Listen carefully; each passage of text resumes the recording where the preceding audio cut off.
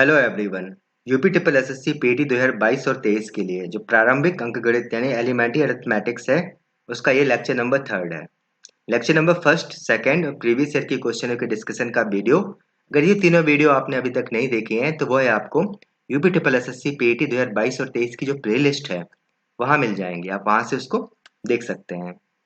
मेरा नाम है संदीप कुमार बुंदिलकर। तो चलिए लेक्चर नंबर 3 स्टार्ट करते हैं। पीटी का जो सिलेबस है उसमें प्रारंभिक अंकगणित यानी एलिमेंट्री अरिथमेटिक्स के टोटल 6 चैप्टर हैं। लेक्चर फर्स्ट में हमने औसत यानी एवरेज के क्वेश्चनों का डिस्कशन किया। लेक्चर सेकंड में हमने साधारण अंकगणितीय समीकरण यानी सिंपल अरिथमेटिक इक्वेशन के क्वेश्चनों का डिस्कशन किया। लेक्चर थर्ड में हम प्रतिशत यानी परसेंटेज के क्वेश्चनों का डिस्कशन करने वाले हैं। मैंने आपको बताया था कि जो औसत यानी एवरेज है उससे आपका एग्जाम में एक क्वेश्चन आ सकता है। साधारण अंकगणितीय समीकरण यानी सिंपल अरिथमेटिक इक्वेशन से भी एक क्वेश्चन पूछा जा सकता है और परसेंटेज का भी एक क्वेश्चन आपके एग्जाम में आने वाला है। पीटी 2022 का एग्जाम 15 और 16 अक्टूबर 2022 को यानी 2 दिन 4 शिफ्टों में होने वाला है। तो अगर परसेंटेज का एक क्वेश्चन का वेटेज है तो एग्जामिनर ने कम से कम 4 क्वेश्चन परसेंटेज के बनाए होंगे। प्रतिशत यानी परसेंटेज का वीडियो स्टार्ट करने से पहले इसके कुछ वैल्यू हैं और कुछ फॉर्मूले हैं, वह मैं आपको पहले बताऊंगा। जैसे 1% किसके बराबर होता है? ये होता है 1/100 के। और 100% ये 100% बराबर हो जाता है 1 के, क्योंकि 1% की वैल्यू 1/100 है तो 100% की वैल्यू क्या हो जाएगी? 1 हो जाएगी। तो ऐसे ही कुछ वैल्यू हैं जिसमें हम परसेंटेज से फ्रैक्शन में यानी प्रतिशत से भिन्न में बदलेंगे या फिर भिन्न से प्रतिशत में बदलेंगे, फ्रैक्शन से परसेंटेज में चेंज करेंगे। फिर परसेंटेज के कुछ फॉर्मूले हैं, जैसे परसेंटेज का फॉर्मूला क्या होता है, या परसेंटेज इंक्रीज या डिक्रीज, प्रतिशत कमी या फिर वृद्धि का फॉर्मूला क्या होता है, आय किसके बराबर होती है, या फिर खर्च का फॉर्मूला क्या है। तो ये कुछ फॉर्मूले हैं, पहले हम इसका डिस्कशन करते हैं। तो अगर हमें परसेंटेज से फ्रैक्शन में बदलना है यानी प्रतिशत से अगर भिन्न में बदलना है तो जो 1% होता है वो 1/100 के बराबर होता है। ऐसे ही 2% किसके बराबर हो जाएगा? 2/100 यानी 1/50 के। 4% की वैल्यू हो जाएगी 4/100 यानी 1/25। 5% की वैल्यू हो जाएगी 5/100 यानी 1/20। 8% की वैल्यू हो जाएगी 8/100 यानी 2/25। 10% की वैल्यू हो जाएगी 10/100 यानी 1/10। 12% की वैल्यू हो जाएगी 12/100 यानी 3/25। 15% की वैल्यू आएगी 15/100 यानी 3/20। 16% की वैल्यू हो जाएगी 16/100 4/25। 20% की वैल्यू हो जाएगी 20/100 यानी 1/5। 25% की वैल्यू हो जाएगी 25/100 यानी 1/4। 50% की वैल्यू हो जाएगी 50/100 यानी 1/2। और 100% की वैल्यू क्या हो जाएगी? 1 हो जाएगी। ऐसी अगर फ्रैक्शन से परसेंटेज में चेंज करना है यानी भिन्न से प्रतिशत में बदलना है तो 1 की वैल्यू होती है 100% के बराबर। ऐसे 1/2 की वैल्यू किसके बराबर हो जाएगी? 50% के। 1/3 को हम लिख सकते हैं 33.3%। 1/4 25%। 1/5 20%। 1/6 16(2)3%। 1/8 12(2)प्रतिशत। 1/9 11(1)9%। 1/10 10% के बराबर हो जाएगा। 1/11 9(1)11% के बराबर हो जाएगा। तो ये कुछ वैल्यू हैं जो आपको पहले पता होनी चाहिए। अब हम आपको कुछ फॉर्मूले बताते हैं। तो जो प्रतिशत का फॉर्मूला है वो होता है अंश बटे हर गुणे 100%। यानी जो परसेंटेज फॉर्मूला है वो होता है numerator divide by denominator into 100% के। और अगर हमें प्रतिशत वृद्धि या कमी बतानी होगी तो अंश में लिखेंगे हम जो वृद्धि या कमी हुई है, किससे हुई है यानी प्रारंभिक मान से, वो आएगा हर में गुणे कर देंगे 100% के। यानी बहुत सारे लोग यहाँ परसेंटेज लगाना भूल जाते हैं, पर नॉलेज के लिए यहाँ परसेंटेज होना चाहिए। तो परसेंटेज इंक्रीज या डिक्रीज किसके बराबर होता है? इंक्रीज या फिर decrease divide by initial value into 100% के। आय बराबर होता है व्यय प्लस बचत, और अगर हमें व्यय निकालनी होगी तो आय माइनस बचत कर देंगे, और बचत किसके बराबर हो जाएगा? आय माइनस व्यय के। इनकम इक्वल्स टू होता है एक्सपेंडिचर प्लस सेविंग। एक्सपेंडिचर बताना होगा तो इनकम माइनस सेविंग कर देंगे, और सेविंग बतानी होगी तो इनकम माइनस एक्सपेंडिचर हो जाएगा। जो खर्च है वो बराबर होता है जो मूल्य है गुणे उसकी जो खपत है, यानी एक्सपेंडिचर बराबर होता है प्राइस इनटू कंजम्पशन के। तो ये 4 फॉर्मूले हैं। अब हम इनसे रिलेटेड क्वेश्चन को सॉल्व करते हैं। तो पहला क्वेश्चन है, यदि किसी संख्या के 50% को 75 में जोड़ा जाता है तो परिणाम में वही संख्या प्राप्त होती है। तो संख्या क्या है हमें यह बताना है। जो नंबर्स था उसके 50% में अगर 75 ऐड कर दे तो वो नंबर खुद होगी। तो वह नंबर क्या है हमें ये बताना है। तो मान लेते हैं कि वह संख्या क्या है? x है। अब उसने बोला है कि x के 50% में हमने क्या किया? 75 ऐड कर दिया, तो क्या प्राप्त हुआ? वह संख्या खुद प्राप्त हुई। x के 50% में अगर 75 ऐड कर देते हैं तो x प्राप्त होता है, वो ये कह रहा है। तो हमें x की वैल्यू बतानी है। तो x का मतलब हो जाएगा मल्टीप्लाई, 50% को लिख सकते हैं 50/100 प्लस 75 इक्वल्स टू x। और सिंप्लीफाई किया, 50% का मतलब हो गया 1/2, यानी ये लिखा है x/2 plus 75 equals to x। तो x plus 150 equals to 2x हो गया। तो यहाँ से 2x माइनस x, तो x की वैल्यू आ गई 150, यानी वह नंबर क्या होगा? वह होगा 150, ऑप्शन डी। दूसरा क्वेश्चन है कि a b से 25% अधिक है। जो a है वह b से कितना अधिक है? 25%। यानी अगर हम b को 100 मान लें क्योंकि b से अधिक है, तो a कितना होगा? 125 होगा। 25 बना 125 और 25 चुको 100, यानी ये लिखा है 5/4। a बाई b की वैल्यू हो गई 5/4। ऐसी बोल रहा है b c से 40% कम है। तो जो b है वो c से कम है, यानी c को हमें अगर 100 मानना है तो b की वैल्यू होगी 60। तो ये हो गया 3/5। और जो c है वो d से 30% अधिक है, यानी अगर हम d को 100 ले लें तो c की वैल्यू होगी 1/130। तो ये वैल्यू आ जाएगी 13/10। अब हमसे पूछ रहा है कि a d से कितने प्रतिशत कम है। तो ये एक स्टैंडर्ड क्वेश्चन है। अगर हमें a और d की वैल्यू बतानी होगी तो हम क्या करेंगे? a by B into B by C into C by D कर देंगे, जिससे क्या होगा? b से b आपस में कैंसिल आउट हो जाएगा, c से c आपस में कैंसिल आउट हो जाएगा। यहाँ क्या आएगा? वैल्यू a बाई डी की, जो किसके इक्वल होगी? 5/4 इंटू 3/5 इंटू 13/10 के। 5 से 5 आपस में कैंसिल आउट हो गए, तो ये 39 यानी a बाई डी की वैल्यू हमारे पास आ गई 39/40। अब हमें प्रतिशत कमी बतानी थी, तो परसेंटेज डिक्रीज का फॉर्मूला क्या होगा? हो जाएगा, कितना डिक्रीज है? 40 से 1 कम है, यानी 1 की कमी है। किससे कम है? 40 से। गुणे कर दिया 100%। तो ये परसेंटेज डिक्रीज यानी प्रतिशत कमी का फॉर्मूला और वैल्यू हो गई। इसी को सिंप्लीफाई करेंगे तो हमारा आंसर आ जाएगा। तो 0 से 0 कैंसिल आउट हुआ, 10/4 5/2 यानी 2.5%। Answer A option. Question number जो थर्ड है वो पास और फेल वाले क्वेश्चन से रिलेटेड है। क्वेश्चन क्या है कि एक परीक्षा में अनीता ने 31% अंक प्राप्त किए और 16 अंकों से असफल रही।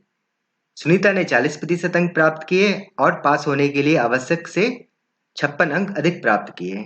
पास होने के लिए आवश्यक न्यूनतम अंक क्या है हमें वो बताना है। तो जो अनीता थी उसने 31% अंक प्राप्त किए और जो सुनीता थी उसने 40%। बीच में कहीं पासिंग मार्क्स होगा। तो जो अनीता है उसने पासिंग मार्क्स से 16 कम, और जो सुनीता है उसने 56 ज्यादा।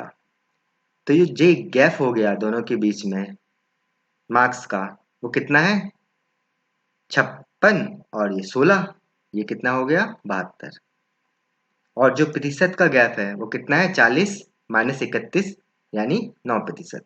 तो जो 9% की वैल्यू है वो किसके इक्वल दिए हमें 72 के। बस यही समझना था इस क्वेश्चन में।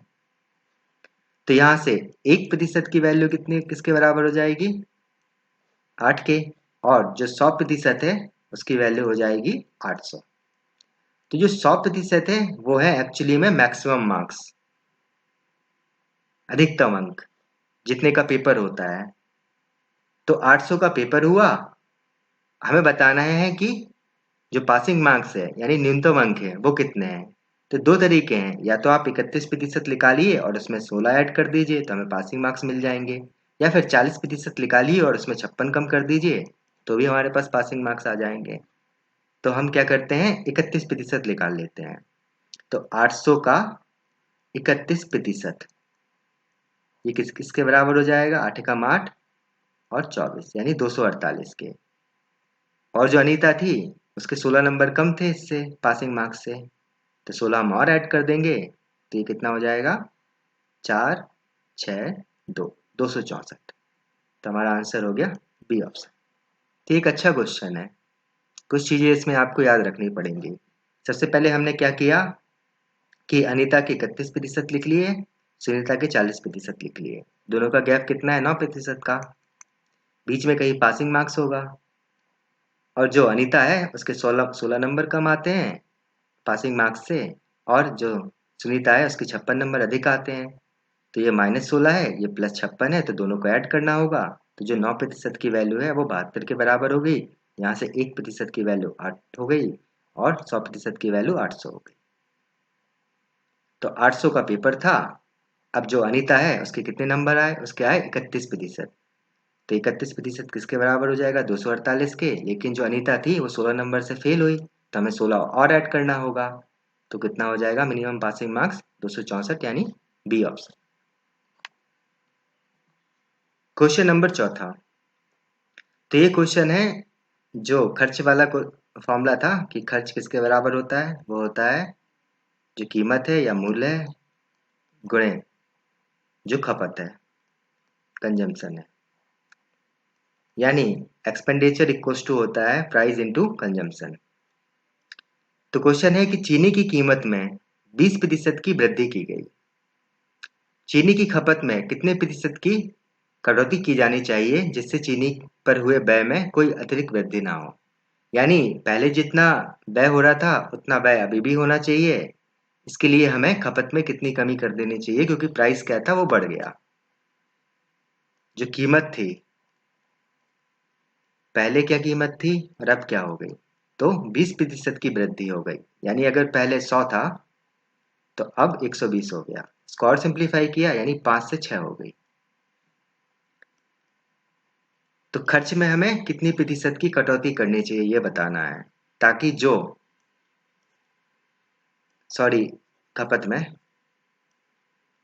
खपत खपत में कितने प्रतिशत की कटौती करनी चाहिए हमें वो बताना। अगर हम कीमत को खपत से गुणा करेंगे तो हमारे पास व्यय यानी खर्चा आएगा, जो क्या होना चाहिए सेम होना चाहिए।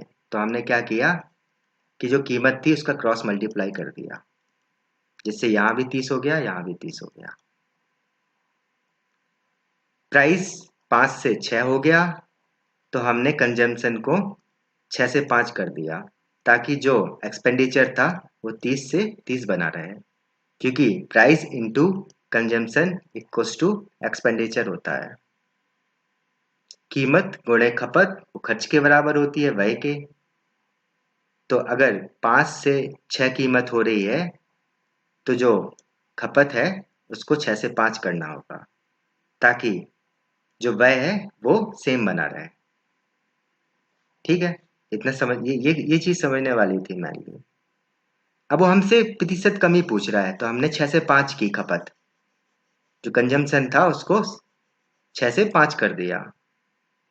तो प्रतिशत कमी किसके बराबर होगी 6 से 5 यानी 1 की कमी की, किससे की 6 से की, गुणे 100%। 100 बटे 6 एक 1/6 लिखा है, या फिर आप इसको डायरेक्ट भी याद हो आपको कि 1/6 की वैल्यू होती है 16 सही 2/3 प्रतिशत के, वरना आप सिंप्लीफाई भी कर सकते हैं। 50/3 प्रतिशत, 16×3 = 48, 2 बचा तो 16 सही 2/3 प्रतिशत के बराबर हो गया। तो इस क्वेश्चन में हमने क्या किया कि जो प्राइस था ओल्ड और न्यू 5 से 6 हो गया। 20% को हम क्या लिख सकते हैं, 1/5। अब वो कह रहा है कि वृद्धि हुई है तो +1 कर दिया। अगर 5 पुराना था तो 5 + 1 6 नया होगा। और जो कंजम्पशन है वो हो जाएगा 6 से 5। क्यों? क्योंकि हमें एक्सपेंडिचर को सेम रखना है, क्योंकि price into consumption equals to expenditure होता है, इससे ये सेम बना रहेगा। अब वो कह रहा है कितना परसेंट डिक्रीज किया, तो डिक्रीज तो 1 किया, किससे किया, 6 से गुणे 100%, ये परसेंटेज डिक्रीज हो गया। 1/6 का मतलब हो गया 16 सही 2/3%। क्वेश्चन नंबर 5वां। अब पिछले क्वेश्चन ही की तरह है ये, लेकिन इसमें थोड़ा सा डिफरेंस है। क्या कि पेट्रोल की कीमत 25% बढ़ गई। जो पेट्रोल का प्राइस है वो इंक्रीज हो गया 25%। कोई व्यक्ति अपने खर्च को केवल 10% बढ़ाना चाहता है। जो एक्सपेंडिचर है ना वो केवल 10% बढ़ना चाहिए, तो उसे अपनी खपत को लगभग कितने प्रतिशत कम करना होगा। तो हमें ये बताना है कि जो कंजम्पशन है ना उसको कितने परसेंट डिक्रीज करना है। तो फिर से वही फॉर्मूला कि जो व्यय या खर्च होता है वो किसके बराबर होता है, जो मूल्य है गुणे जो खपत है। यानी जो एक्सपेंडिचर है वो इक्वल होता है प्राइस इनटू कंजम्पशन के। तो जो प्राइस था वो क्या हुआ, 25% बढ़ गया। 25% का मतलब हो गया 1/4। यानी अगर पहले 4 था तो अब कितना हो गया, 5 हो गया। Price into consumption equals to expenditure होता है। अब वो कह रहा है कि हमें केवल एक्सपेंडिचर 10% बढ़ाना है। तो हमने मान लिया कि कंजम्पशन पुराना क्या था, 5 था। Price into consumption equals to expenditure, तो ये हो गया 20। अब 20 से कितना बढ़ना चाहिए, 10%। तो 20 का 10% क्या होगा, 2 यानी 22। ये 10% बढ़ गया। कीमत 4 से 5 हो गई, तो जो खर्च है या व्यय है वो 20 से 22 हो गया। अगर जो खपत पहले थी वो 5 है तो। अब नई खपत हमें बताना है कि वो कितनी होगी, तो वो होगी 22/5 व्यय बटे कीमत। तो ये हो गया 5 चौको 20, 5 चौको 20 यानी 4.4।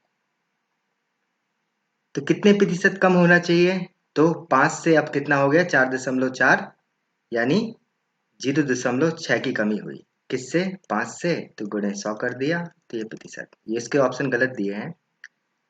तो ये हो जाएगा हमारा 5 दूनी 10 यानी 20, तो ये 12%। इसका आंसर आ गया 12%। तो कोई भी ऑप्शन आप 12% कर लीजिए, वो हमारा आंसर होगा। जैसे इसका हो गया ऑप्शन डी। हमने क्या किया कि जो कीमत थी वो 25% बढ़ गई। यानी अगर पहले 100 थी तो अब 125 हो गई, यानी 4 से 5 हो गई।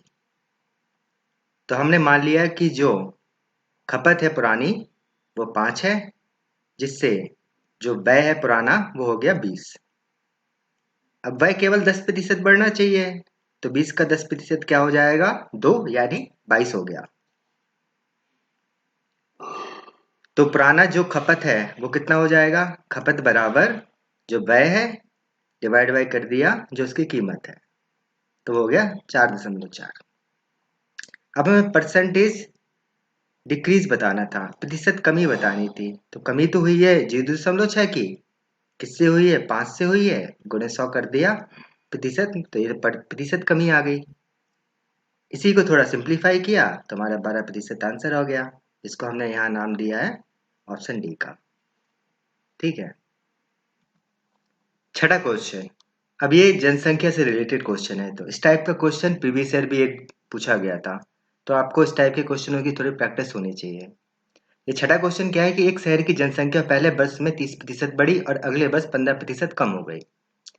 वर्तमान में यदि वह 11,050 है तो 2 वर्ष पहले क्या थी? तो हम मान लेते हैं कि 2 वर्ष पहले वो एक्स थी।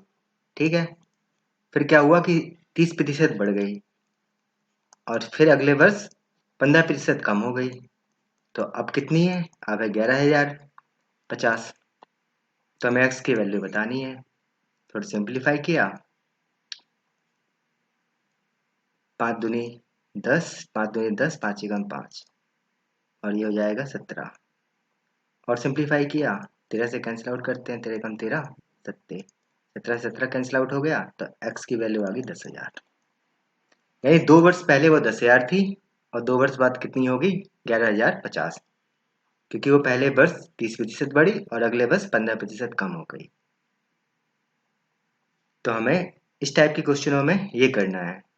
ठीक है, 30% बढ़ी तो 130/100, 15% कम हो गई यानी 85/100। ये बस आपको थोड़ा पता होना चाहिए, बाकी तो क्वेश्चन आप कर सकते हैं। 7वां क्वेश्चन, तो इस टाइप का क्वेश्चन भी प्रीवियस ईयर पीटी 2021 में पूछा गया था, जिसमें हमें सक्सेसिव का फॉर्मूला लगाना है। तो क्वेश्चन क्या है कि जब किसी वस्तु के मूल्य को 25% कम कर दिया गया तो उसकी बिक्री x% बढ़ गई। यदि बिक्री आय में 20% की वृद्धि होती है तो x का मान क्या है? तो फॉर्मूला है कि +x% -y% -xy/100%, ये रिजल्ट होता है फाइनल। तो यहाँ x की जगह दिया है हमें -25, y की जगह दिया है +x, और हमसे x की वैल्यू पूछ रहा है, और फाइनल रिजल्ट कितना दिया है? 20%। तो हमें यही फॉर्मूला लगाना है सक्सेसिव का। तो देखिए पहले क्या हुआ, 25% कम हो गई और बिक्री जो थी वो x% बढ़ गई, -25 गुणे x/100%, ये किसके इक्वल होगा? 20% के। तो -25% उस साइड जाएगा तो ये हो जाएगा 45% प्लस के। इसको थोड़ा सिंप्लीफाई किया तो ये क्या लिखा है? x% -x/4%, और सिंप्लीफाई किया तो 4 - 1 यानी 3x/4%, ये किसके बराबर है? 45% के।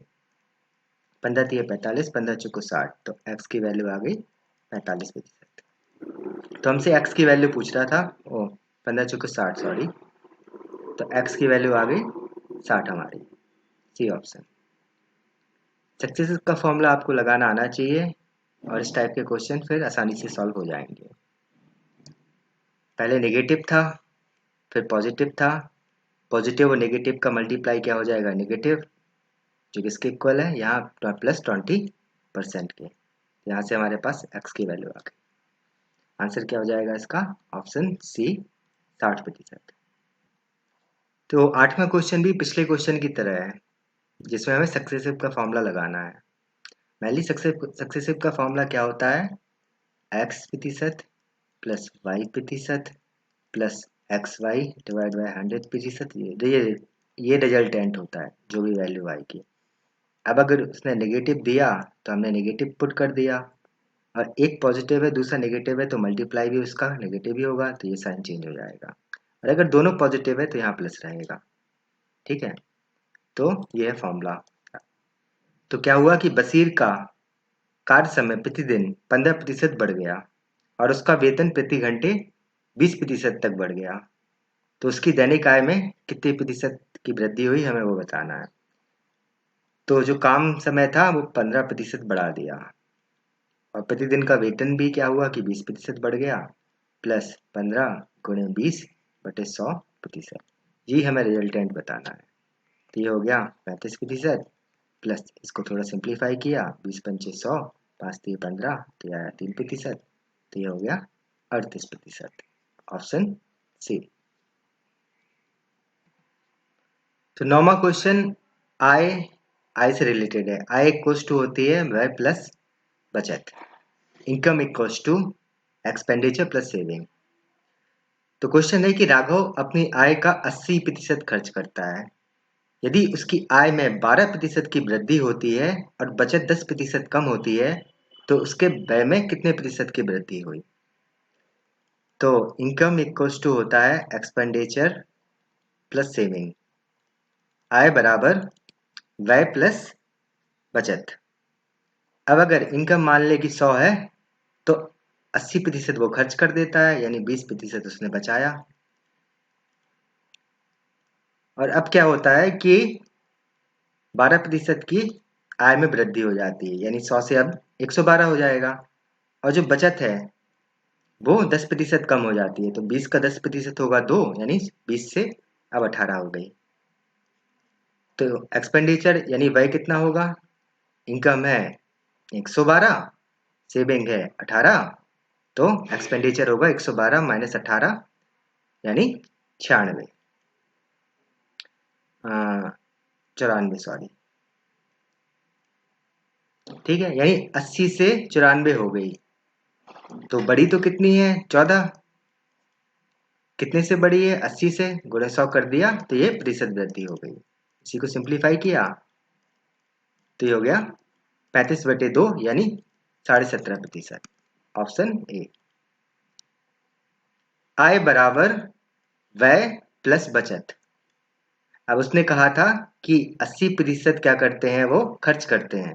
तो अगर 100 हम टोटल आय मान लें तो 80 खर्च कर देते हैं, यानी 20 बचाया, 20 बचत हो गई। फिर क्या हुआ कि 12% आय बढ़ गई, यानी 100 से 112 हो गया। और जो बचत थी ना वो 10% कम हो गई, यानी अब 18 हो गई। तो जो व्यय था वो कितना हो जाएगा? आय है 112, बचत है 18, तो व्यय हो गया 94। तो हमसे पूछ रहा था कि कितने प्रतिशत की वृद्धि हुई व्यय में। तो पहले 80 था, अब 94 हो गया, तो वृद्धि तो 14 की हुई। किससे हुई? 80 से। गुणे 100 कर दिया, ये प्रतिशत में बदल गया। इसी को सिंप्लीफाई किया तो आंसर आ गया हमारा 70.5 यानी ऑप्शन ए। 10वां क्वेश्चन, ये क्वेश्चन मिक्सचर का है। तो क्वेश्चन क्या है कि 25 लीटर वाले एक मिश्रण में 30% मदिरा है और बाकी पानी है। यदि इसमें 5 लीटर पानी मिलाया जाए तो नए मिश्रण में मदिरा का प्रतिशत क्या है, हमें ये बताना है। 30% स्प्रिट है और बाकी वाटर है। कितना मिक्सर है? 25 लीटर्स का। अब हमने क्या किया कि 5 लीटर वाटर और मिक्स कर दिया, तो हमें परसेंटेज बताना है स्प्रिट का न्यू मिक्सर में। तो उसने कहा है कि 30% मदिरा है, बाकी पानी है। तो spirit water equals to mixture. मदिरा, पानी और ये मिश्रण हो गया। 30% स्पिरिट है तो 70% वाटर होगा, तभी 100% अपना मिक्सचर होगा। यानी 3:7 इक्वल्स टू 10। अब जो 10 है उसकी वैल्यू हमें क्या दी है? 25, क्योंकि 25 लीटर टोटल है। तो हमने क्या किया होगा? 2.5 से गुणा किया होगा। तो हम 3 में भी अगर 2.5 से गुणा करेंगे तो यहाँ 7.5 आएगा, और 2.5 में जब 7 से गुणा करेंगे तो यहाँ आएगा 7 पन्ना 35 की 3 और 17, यानी 70.5। ये किसके इक्वल हो गया? 25 के। अब वो कह रहा है कि केवल हमने पानी को मिलाया, हमने स्प्रिट को तो मिला ही नहीं। तो 7.5 हमारा स्प्रिट होगा और 22.5 वाटर हो जाएगा। टोटल मिक्सर अब क्या हो गया? 30 लीटर का, क्योंकि 5 लीटर हमने वाटर को मिला दिया। तो वो कह रहा है कि नए मिश्रण में मदिरा यानी स्प्रिट का परसेंटेज कितना है वो बताना है। तो स्प्रिट है 7.5, टोटल मिक्सर है 30 लीटर का, गुणा कर दिया 100% से, तो ये हमारा वैल्यू परसेंटेज में चेंज हो गई। सिंप्लीफाई कर लेंगे इसको तो ये हो गया 75/3%, यानी 25%। Option C. तो इस क्वेश्चन के साथ हमारे परसेंटेज के क्वेश्चन कंप्लीट हो जाते हैं। परसेंटेज यानी प्रतिशत से पीईटी 2022 में एक क्वेश्चन आने वाला है आपकी शिफ्ट में। अब तक हम जो एवरेज था यानी औसत, उसके 8 क्वेश्चन, सिंपल अरिथमेटिक इक्वेशन के 24 क्वेश्चन और परसेंटेज के 10 क्वेश्चन लगा चुके हैं। तो टोटल मैंने आपको अब तक 42 क्वेश्चन करवा दिए हैं। इन 42 क्वेश्चनों में से ही आपके 3 क्वेश्चन एग्जाम में आने वाले हैं आपकी शिफ्ट में। तो इन क्वेश्चनों की प्रैक्टिस आप जरूर करके जाइए एग्जाम से पहले। नेक्स्ट वीडियो में हम जो बाकी 3 टॉपिक बचे हैं उनको एक साथ मर्ज करके कंप्लीट करेंगे, जिससे हमारे 2 क्वेश्चन पीईटी 2022 में पूछे जाने वाले हैं। तो चलिए दोस्तों, मिलते हैं नेक्स्ट वीडियो में। मेरा नाम है संदीप कुमार बुंदेलकर। बहुत बहुत धन्यवाद।